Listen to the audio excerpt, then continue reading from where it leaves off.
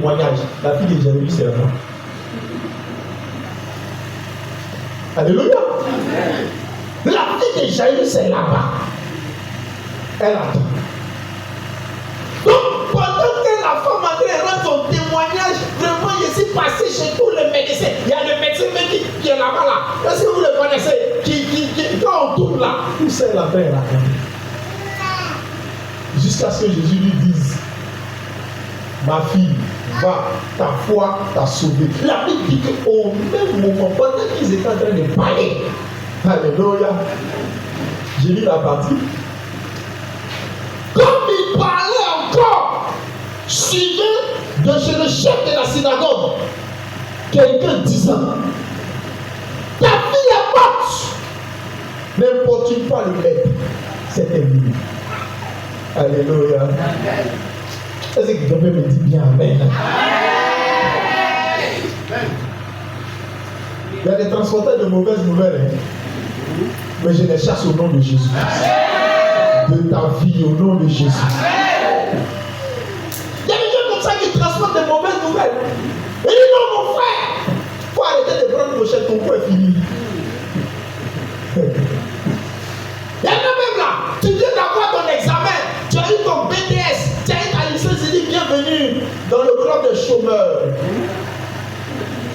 Et tu vois, il t'accueille avec une mauvaise nouvelle. Pendant que tu es en train de te réjouir de ce que le Seigneur t'a béni et il t'a donné le diplôme, lui il t'accueille avec une mauvaise nouvelle.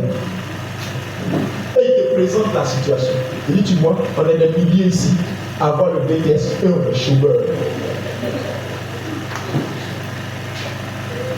Amen, non? Amen. Pendant qu'il parlait encore, suivait un homme de ce Jaïrus. Et lui dit, ta fille est morte. Mon unique là, elle est morte. Ça veut dire que j'imagine le dégamage de Jaïrus, quoi. Jésus, tu as vu? Moi, je suis chef de synagogue. C'est méchant. C'est très méchant. Depuis quelle heure je t'ai dit que ma fille agonise? Jésus, même quand tu ne veux pas, il faut dire je ne veux pas. Alléluia. Quand j'étais allé te dire, si tu ne voulais pas que tu m'as dit que tu ne veux pas, moi j'allais trouver solution ailleurs. Mais tu m'as fait attendre. Tu m'as fait perdre tout le temps.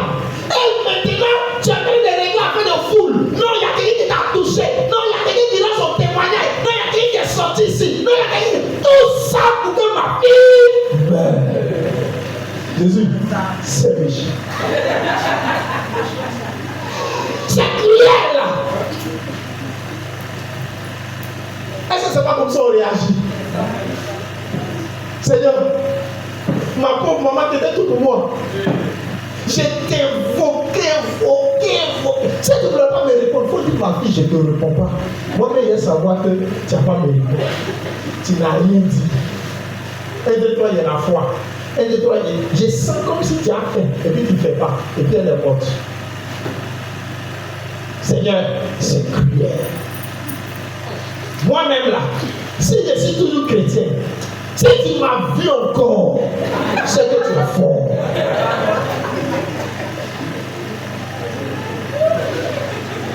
C'est pas que tu me vois que tu fais ça. C'est parce que si tu devant toi, quand il t'appelle, tu ne réponds pas. Mais il y a disparaître là. Je vais partir loin de tes cieux, loin de ta face, loin de ton cœur, loin de ton âme, loin de toutes tes capacités d'agir. Et tu ne me verras pas. Et tu verras qui t'abandonnera.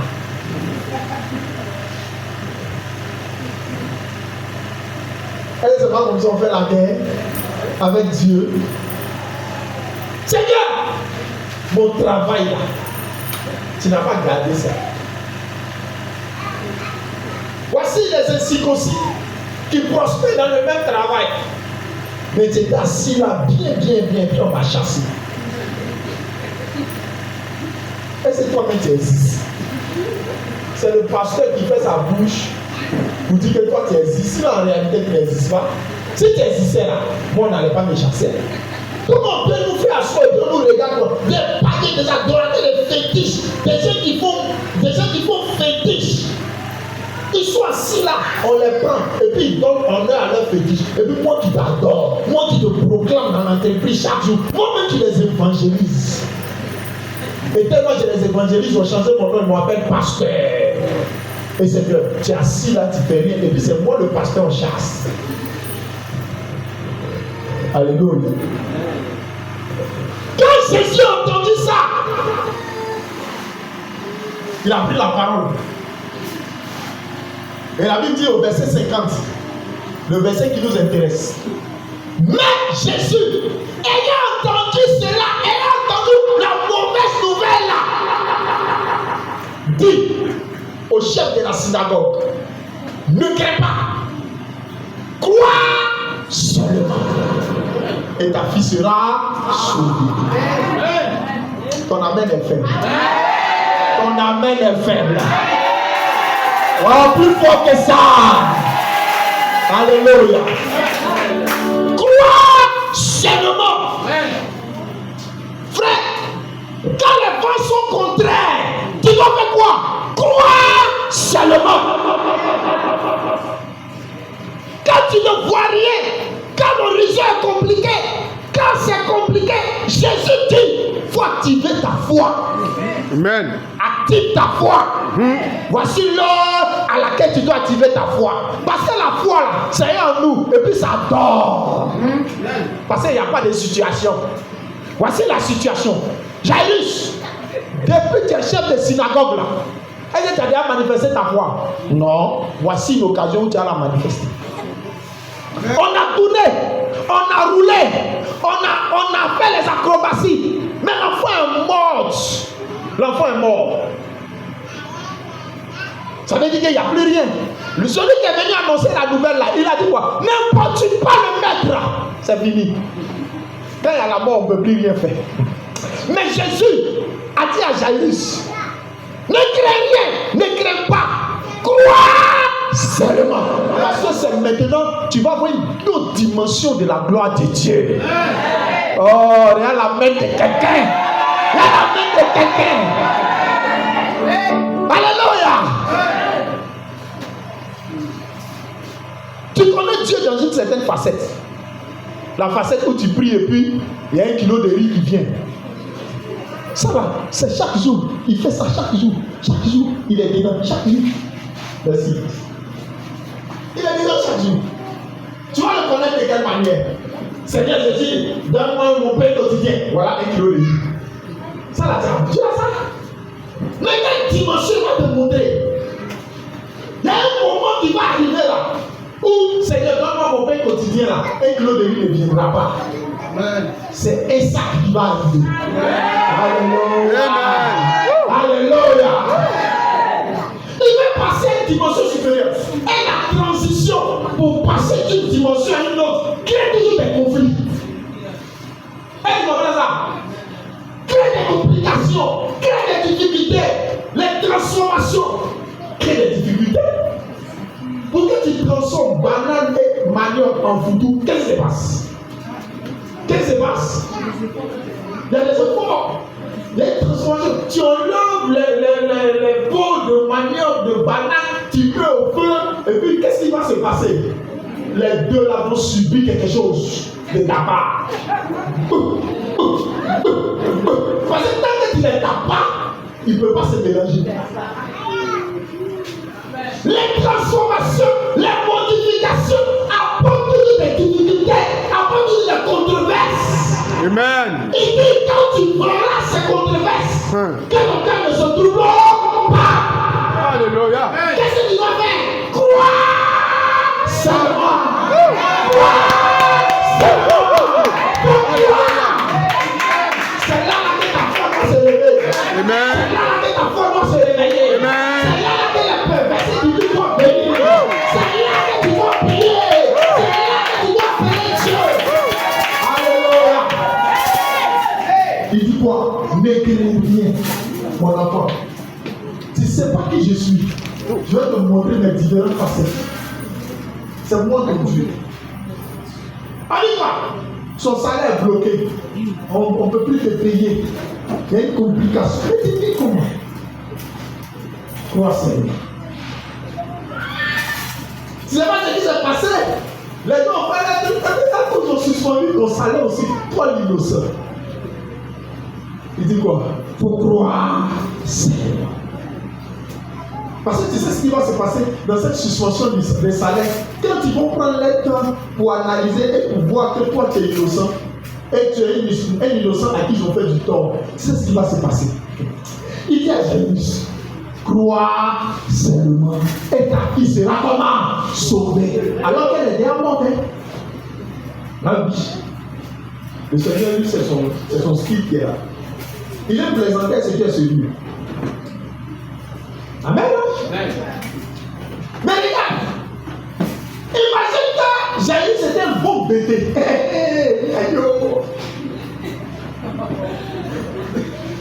Oh, attends, quelqu'un m'a compris. Quelqu'un m'a dit Amen. Un bon bébé, avec sa bonne bébé. Ils ont perdu le. De toute façon, quand bébé pleure, non, toi-même là, tu ne connais pas celui qui est mort, mais tu pleures. Ah oui, parce que le bébé te transmet ses émotions. Yawa, Nabia, Nadeo,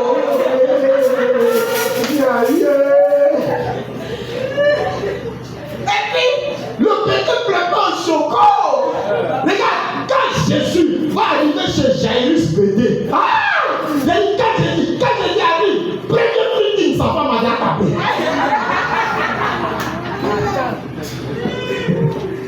Alléluia. Alléluia. Chez les bébés, ta façon de pleurer démontre ton attachement à la personne qui est morte. Quand tu arrives, tu es bien. Seigneur, pourquoi ça? Tu es pleure, peut-être qu'il pleure en français. Alléluia. Frère, il te dit quoi? Quand ton père sont unique, c'est pas pour les enfants. Même quand quelqu'un a beaucoup d'enfants, qu'il en paie un seul, il y a les autres enfants. Et puis pleure. Normalement, les autres devaient le consoler pour dire que bon, il a perdu un, c'est pas grave, il a me fortifier les autres. Mais c'est les autres là, et puis il se souvient de celui qui est parti. Il pleure pour montrer à Dieu qu'il a mal fait. Mais le Seigneur dit au chef de la synagogue, il dit c'est toi qui vas fortifier tout cela. Qu'est-ce que tu dois faire? Croire Seigneur. Il ne faut pas que ta foi là s'arrête. Amen. C'est Jaïr s'est allé appeler le Seigneur Jésus pendant que sa fille agonisait. Ça veut dire qu'il avait foi en Jésus. Il croyait en lui. Il croyait que si Jésus arrive chez lui à la maison, sa fille allait recouvrer la guérison. Et pendant qu'il fait le chemin, pendant qu'il fait tous les discours avec les autres là, quelqu'un vient lui dire, frère, arrête. Souvent même tu es en train de courir pour ton parent qui est couché à l'hôpital, tu es arrivé à la pharmacie et puis quelqu'un vient dire, arrête. Il ne faut plus payer maintenant là, c'est inutile. Il est déjà mort. La pharmacie l'a senti que quelqu'un est mort. Comme si c'est la pharmacie qui a tué l'homme. C'est-à-dire que dès qu'on te dit ne paye pas, elle est déjà morte là. L'information là vient couper ta respiration. Est-ce que tu as déjà perdu quelqu'un? Hein? Je ne parle pas à ceux qui n'ont pas encore perdu quelqu'un. Il y a des gens qu'on perd, mais il y a des gens là, quand ils meurent dans ta vie là, la vie continue, ça c'est rien. Il y en a quand il est mort, hein? Oh, il est mort. Oh, oh là là. Ça dit que lui là, il ne comptait même pas pour lui-même. Bon voyage, au revoir. Mais il y a des gens, quand on vient t'annoncer, il est mort. Ah! Il est bloqué. Et puis, écoute, c'est-à-dire que C'est comme si tes forces t'abandonnent depuis tes cheveux et puis ça descend progressivement. Toi-même, tu sens que tes forces t'abandonnent. Dès que ça arrive vers tes genoux, tu pousses un cri en même temps. Waouh! Génial! Il est mort. Et Jésus dit à Jairus, écoute-moi, foi là n'a qu'à rester là où c'était. Il passe à descendre. Dis à ton frère que ta foi reste là où elle est. Qu'elle ne descende pas. Qu'elle ne descende pas. Crois seulement. Crois seulement. Au nom de Jésus. Au nom de Jésus. Frère, crois seulement. Je ne sais pas. Je ne sais pas quelle situation te citer à laquelle tu peux être confronté. Mais il n'y a aucune situation. Regardez le cas de Jairus. Il avait une fille. Ça veut dire qu'en Israël, là, le sexe qui doit naître dans ta maison, en unique, qui est important, c'est le sexe masculin en son temps. Amen. La Bible dit que quand on compte ceux qui suivaient Jésus, on comptait les hommes sans compter les femmes et les enfants. Amen. C'est les hommes seulement. Donc, le sexe qui devait naître dans la vie de Jairus, qui devait le consoler, était le sexe masculin. Mais il était déjà malheureux parce qu'il n'a pas eu d'enfant garçon. Et il a commencé à se consoler un peu dans sa fille. Et c'était unique. J'imagine que Jairus a fait toutes les acrobaties pour avoir un garçon, ou même pour avoir un autre enfant. Mais il n'a pas pu. Et sa seule fille qui lui restait, il a commencé à la chérir, il a commencé à prendre espoir en elle, il a commencé à s'attacher à elle, et un bon matin, voilà maladie. Et puis pendant qu'il marche avec Jésus, quelqu'un vient lui dire qu'elle est morte. Ah, là. Quand Jésus a regardé le visage de Jairus, il dit: il faut te calmer. On va pleurer embêté ici. Crois seulement. Alléluia. Que ta foi ne défaille pas. Crois seulement. Alléluia. Amen. Frère, devant l'histoire de Jairus, nous n'avons plus d'excuses. Des chrétiens qui essaient tout et rien ne leur réussit et qui concluent que Jésus n'est plus avec lui, donc lui, bienvenue le monde. Il s'en va, il est déprimé, donc il s'en va boire pour noyer ses soucis et il devient alcoolique. Ça veut dire que tu n'as pas encore lu l'histoire de Jairus, tu n'as pas encore lu l'histoire de Anne, tu n'as pas encore lu l'histoire de Bartimée. Et dis quoi? Quand les vents sont contrés, faut croire. Amen. Croire. Tu essaies ici, c'est fermé. Tu vas là-bas, c'est fermé. On te repousse, on te jette, on te rejette. Donc tu abandonnes. Et ça, quand c'est comme ça, le diable te rappelle toutes les petites échecs quand tu étais petit. Bon, mais quand il était petit, quand il jouait avec mes camarades, on jouait fille de corde là, même, il me chassait. Donc, il comprend que ça là, c'est pas nouveau, c'est depuis qu'il était petit. Donc, lui, depuis qu'il est petit, on l'a toujours rejeté. Donc, c'est pas maintenant qu'on va l'accepter. Il sera toujours rejeté et c'est fini pour lui. Il n'est pas utile à la société, c'est terminé. Il faut qu'il se suicide. Jésus dit: tu n'as pas le droit au suicide, hein? Est-ce que tu connais la vie de certaines personnes? Ils mangent une seule fois par jour. Et puis c'est ça à quelle heure? À 20h. Quand le matin se lève comme ça, là, il ne va pas manger jusqu'à... Mais il joue à ça. Il rit. Il va partout. Il ne montre pas aux gens que lui ne mange pas. Il sait dans sa tête quelle façon de s'y lever. Psychologiquement, il est déjà formaté. Amen, hein? Il est déjà formaté, il est déjà préparé. Il sait de quelle façon il s'est levé là. C'est lui qui a 20 ans, il va manger. Donc c'est 20 ans qui est dans sa tête. Toi qui es. Et vous savez que on a fait un midi parce qu'on est réglé midi. Amen. Et il disait là. C'est parce que depuis que tu as as grandi, depuis que tu es petit et que tu as grandi, on t'a toujours habitué à manger à midi. Donc, dès que midi arrive, tu commences à avoir faim. Mais quelqu'un qui est réglé dans sa tête que c'est à 20h qu'il mange. Quand midi arrive, est-ce que ça veut dire qu'il sait qu'il est midi? Il ne voit pas midi dans sa tête. Lui, c'est 20h, il regarde. Amen. Il va tourner comment. Rien ne lui réussit, mais 20h ne va pas le laisser tomber. Il va manger au moins son repas de 20h.